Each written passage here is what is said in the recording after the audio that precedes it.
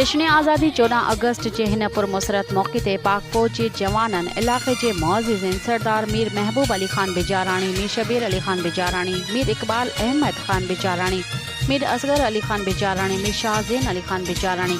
मीर ज़रियाब अली खान बिजाराणी, मीर शहराज अली खान बिजाराणी, मीर हैदर अली खान बिजाराणी, मीर शहनवाज अली खान बिजाराणी समेत पाकिस्तान की अवाम के आज़ादी वारे दिहाड़ी के मौके ते मुबारकबाद पेश कयूं था ऐं दुआ गो आहियूं त वतन अज़ीज़ सदाई अमन, तरक्की ऐं खुशहाली जे रस्ते ते गामज़न रहे।